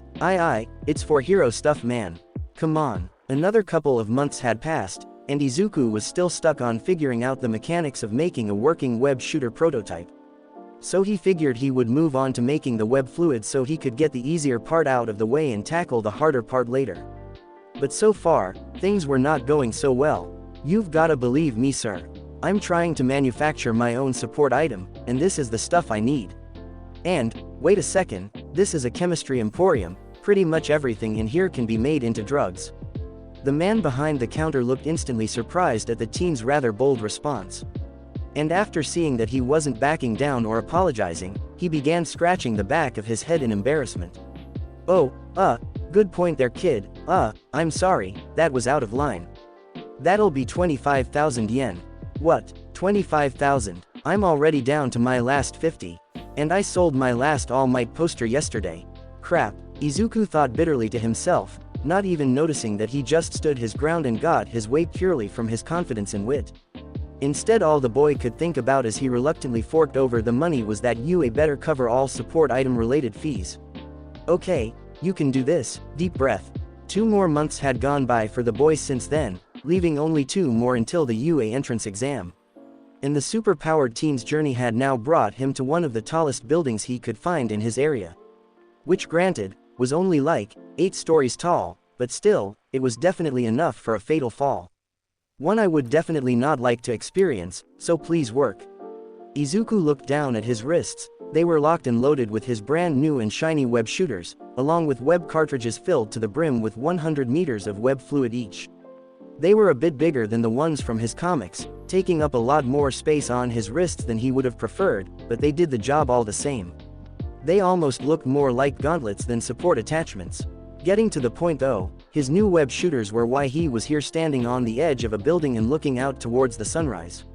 Obviously, he had tested if they worked or not before coming up here. He made sure that they passed lots of different durability and stress tests before he even thought about risking his life like this. But now, he felt this was appropriate. He was more than satisfied with the results he got. The web fluid was sturdy and had already proven to be more than capable of handling much more than what he weighed. And the shooters themselves were anything but fragile. As he said before, they came out bulkier and heavier than he imagined, but this also gave them some extra strength and durability as well. All in all, this was truly an amazing feat of intellect for the boy. With little more than a visual representation, he created something straight from a comic book in real life after 8 months of work. Alright, here goes nothing, Izuku breathed, closing his eyes before falling forward off of the building. He needed to be quick with this test. The last thing he needed was for someone to see him and for a hero to get involved. So after falling for about a second, Izuku threw his arm out and performed Spider-Man's signature pose, hearing the satisfying click of the spinneret nozzle opening and releasing the web fluid. The moment that the white substance came in contact with the oxygen in the atmosphere, it quickly expanded and hardened all at the same time, turning completely from a liquid into a solid line of adhesive webbing. Yes, it worked, Izuku shouted at the top of his lungs. As much as he didn't want to draw attention, the rush he was feeling right now was simply too great.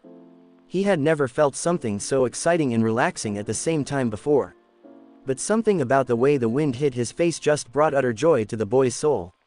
Before long, Izuku's web line clung onto the side of a building, stopping his descent immediately and pulling him in another direction.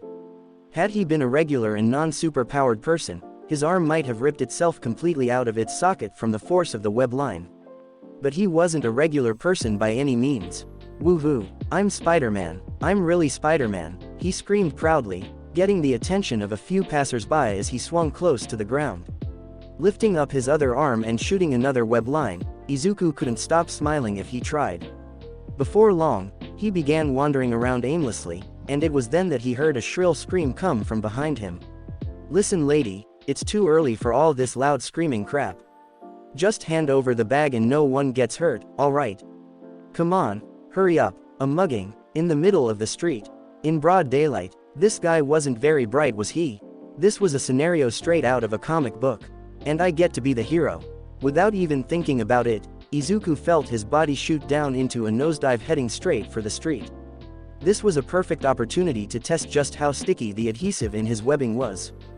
Whip, landing with a small tumble roll to brace his fall, Izuku wasted no time in taking aim and firing both of his web shooters at the unarmed man. Making sure to only hold the trigger for a second on each hand so a ball would fire out instead of a line. When the pair of gooey projectiles pushed the mugger back against a building and stuck him there in place, the super-powered teen grinned as he crouched down into a fighting stance, preparing for anything that could come next. But after a few seconds of not hearing his spider sense ringing in his head like he expected, he relaxed a bit and looked at the webbed-up man on the wall. To his surprise, the mugger seemed to be freaking out. Oh crap, please, don't hurt me man. I just wanted a few quick bucks alright. Please, I won't resist. Hell, I can't even move. I'm quirkless, please. After hearing that, Izuku dropped his guard without a second thought. That was something he didn't expect, but at least it did prove one thing. Nice. It looks like I didn't have to sacrifice too much strength for more elasticity after all. If a normal quirkless person can't even move inside of them, then even someone more athletic like a villain should at least be slowed down. The green-haired boy would have happily continued his mumbling if not for the sudden sound of sirens in the distance ringing in his ears. Police. Someone must have called them. I bet they'll have at least one pro hero with them too. Standing and holding his place in thought for a moment, Izuku considered his options carefully. Technically speaking, he never broke the law, since he acted out of self-defense for someone else, but he knew just as well as anyone that the definition of self-defense and acting heroically without a license had a very inconsistent gray area between them. On top of that, he had on some unregistered support items, as well as solid proof right on the adjacent wall that he had used them. I can't risk them taking these away, not after I finally perfected them for the UA entrance exam. While it was true that making a prototype was the hardest part since he had to pave the way himself without any kind of guide to work with, he still didn't want to waste his resources on making another pair of these. He had the final blueprints copied down in great detail back at home, but making them again would also surely cost him a solid chunk of change. Which was something he simply could not afford right now. Now recovered from her panic, the woman who was on the receiving end of the failed mugging attempt stood up and walked over to the deep-in-thought boy slowly. She could practically see the dilemma written all over his face as the police sirens got closer and closer. Thank you so much for your help young man, but you should get going. The boy was broken out of his thoughts by the woman's statement, not sure how to react as she continued. You saved me and I'm grateful for that, now go, I wouldn't want you getting into any trouble for quirk usage on my account.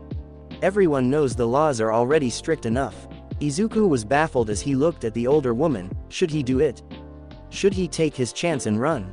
But ma'am, what will you tell the police? I'm sure they'll ask you what happened, right? Oh, don't worry so much, I'll just tell them exactly what happened. A brave young man stepped in and saved me with his quirk. Although, I'm not sure if my memory will cooperate with me if they ask me anything further. I believe the boy had red hair if I'm not mistaken. But who knows, I am getting old after all. Instead of trying to speak, Izuku just took a moment to process everything he just heard before finally understanding what she was talking about. Brave, me, but all I did was test my web shooters. My body moved on its own for the rest. Would she really lie to the police just to cover for me? But, what about him? They're gonna question him too, the green-haired boy pointed out, directing his finger to the terrified man stuck to the wall. Quit your worrying, young man, who are they gonna believe, the victim of the crime, or the criminal himself? You're overthinking this, just go before they get here. Oh, right. Hey buddy, wait, Izuku paused his quick escape in order to look back over towards the webbed-up criminal.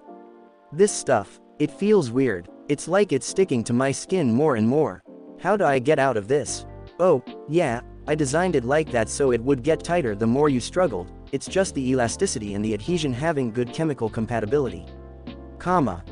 What? The green-haired boy chuckled, rolling his eyes and jumping up into the air before releasing a new line of webbing and taking off.